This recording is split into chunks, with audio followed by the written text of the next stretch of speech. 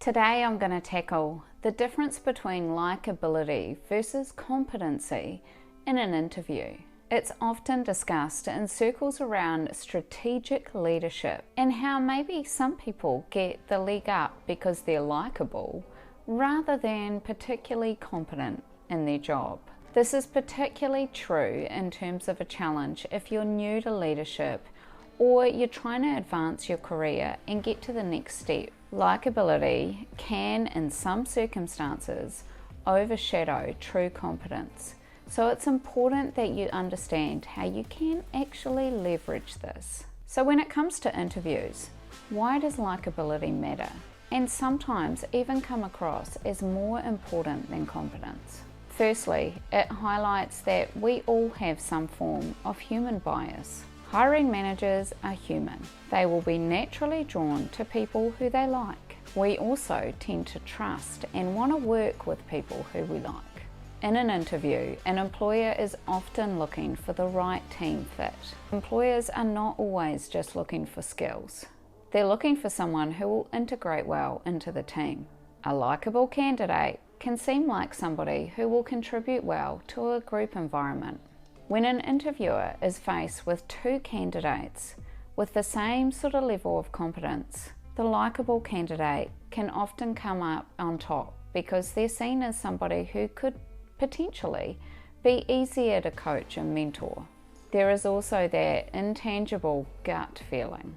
Sometimes a hiring decision can be made on some kind of gut feeling about a candidate's potential. Likeability plays a significant role in contributing to this feeling.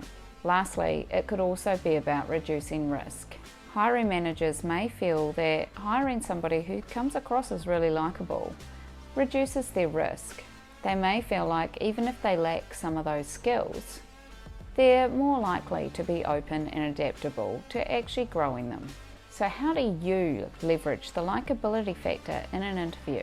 There are a few things that you can do, and it starts almost immediately with building rapport. If you can build rapport really quickly with a hiring manager, you are more likely to come across as likable and move past that awkward initial meeting stage. To do this, start with a warm smile and genuine eye contact. Don't get crazy. Don't start staring people down. Try and find common ground early in the conversation. Often there will be warm-up questions at the start of an interview where the hiring manager or interview panel may share things about themselves that are a little bit more personal. Use your active listening to be engaged and interested and have the ability to pick up on anything that could be a commonality with you. It's also important to show genuine interest in the company and the role. Don't overdo it and talk excessively about how amazing the organisation is. Be real with them and be genuine and talk about what it is that made you really want to apply for the role. What it is that their organisation does that makes you think that you'll be a good fit. The other factor to focus on in the interview to highlight your likability is effective communication. Be clear and confident when you're answering questions. If you're someone who tends to talk a lot when you're nervous, or just is a general oversharer, think about how you can control that impulse and be self-aware so that you can check yourself and ensure that you're actually answering the question that they've asked you nice and clearly. Try and use positive and professional language and adapt to the environment. If the interviewers are very professional and careful about how they're talking, take note of this and adjust accordingly. Avoid using jargon or overly technical terms unless you're in a profession or an environment that calls for it. If you're describing your current workplace, don't use the acronyms that you'd normally use in that workplace if there's no way that the panel is actually going to be able to follow what it is that you mean. Be clear and explain it.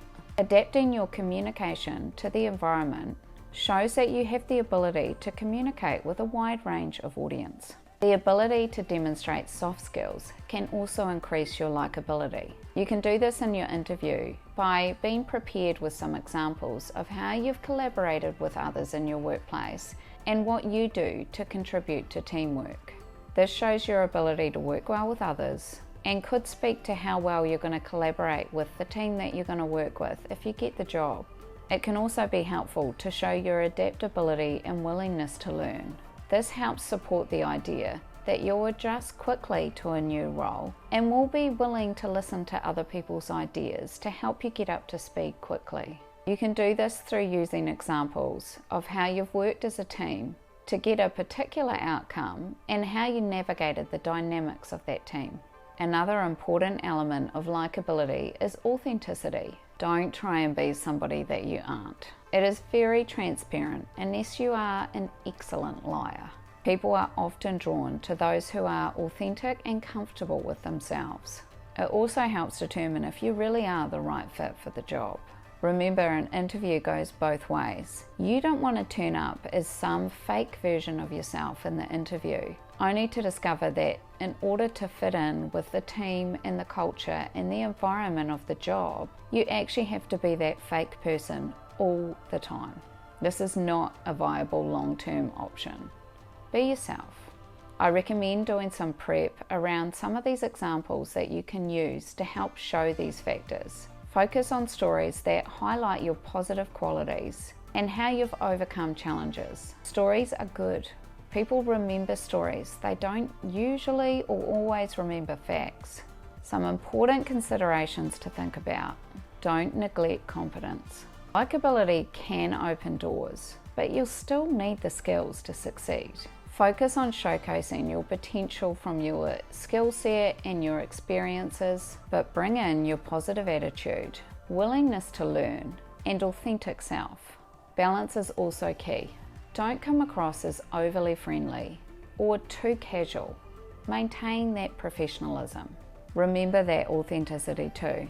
Using manipulation to gain a job is not a long-term strategy. Focus on building genuine connections.